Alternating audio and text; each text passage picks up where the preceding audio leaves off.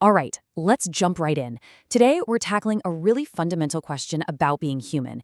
It's that weird, nagging feeling we've all had, a puzzle we've all tried to solve in our own heads. Seriously, think about it. You get that amazing new job, you're in the perfect relationship, you finally hit that massive goal you've been working towards, you're on top of the world. So why is it that the absolute peak of that pleasure so often becomes the starting point for a brand new kind of unhappiness?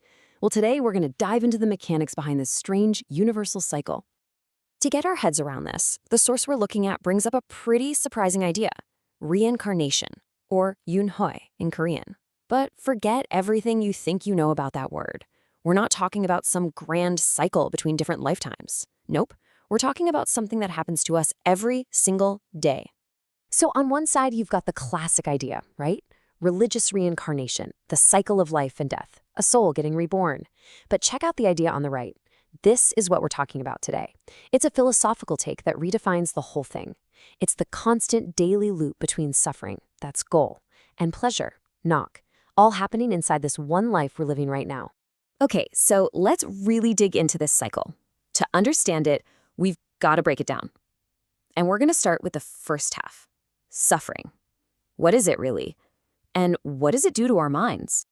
According to our source, the whole deal with suffering is its incredible power to simplify.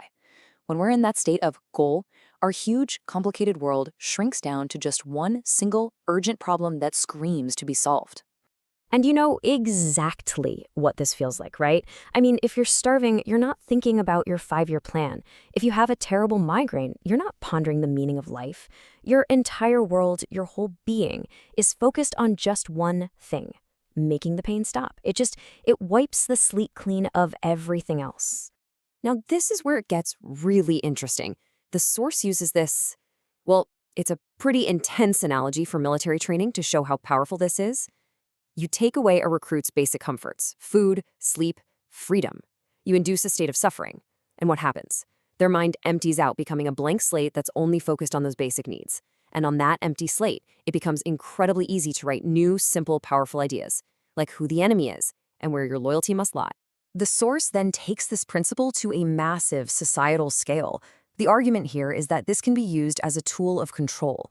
A dictator might intentionally keep people in a state of economic suffering, constantly worried about where their next meal is coming from, because a person focused on survival doesn't have the mental energy to think about complex ideas like freedom, justice, or politics.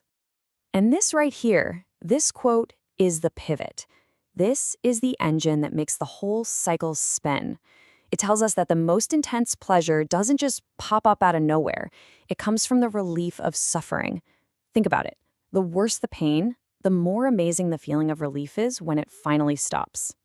All right, so we've escaped the pain, and that brings us to the good part, right? Pleasure, or not. We've made it. But here's the billion-dollar question: why doesn't it ever last? This right here, this is the trap. It lays out the whole process.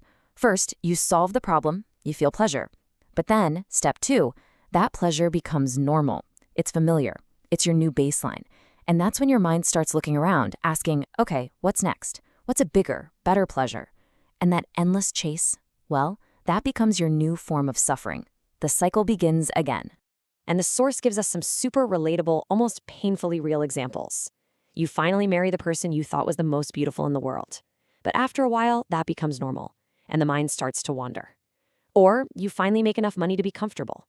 But soon you're looking at people with more and thinking, I need that too. The goalpost always moves. Here's another fantastic example from the source.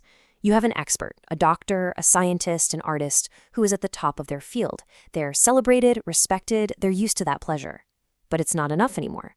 So chasing an even bigger high, they jump into politics. And what do they often find?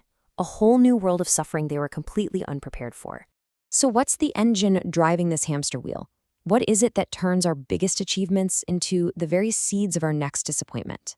Well, the source points to 3 very specific things going on in our heads. So according to the source, it all comes down to these 3 things working together. First up, greed, or 탐욕, which is just that inability to ever feel like you have enough. Then there's ignorance, 무지, simply not even realizing you're caught in this cycle in the first place.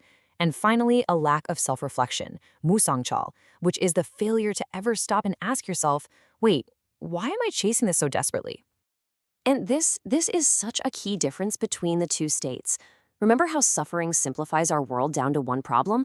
Well, pleasure does the exact opposite. It makes our desires multiply. Once you're comfortable and happy, suddenly you want everything. More money, a perfect family, career success, respect from your peers, all of it, all at once. And that explosion of wanting, that's our one-way ticket right back to suffering. This all sounds pretty bleak, doesn't it? Like we're just trapped on this wheel forever. But is there a way to step off?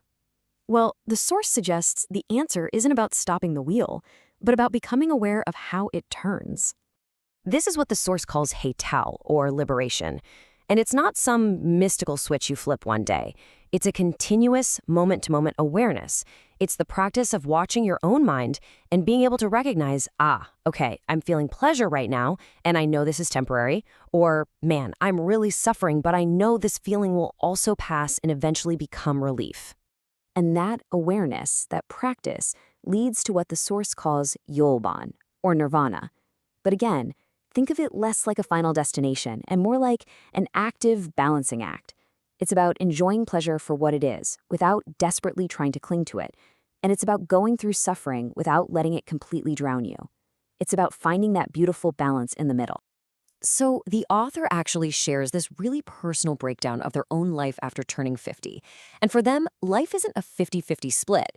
Looking back, they see most of it, about 70%, as suffering. Only a tiny slice, 10%, was pure pleasure. But here's the crucial part. They identified a third state, a growing 20% slice called 평온, or tranquility.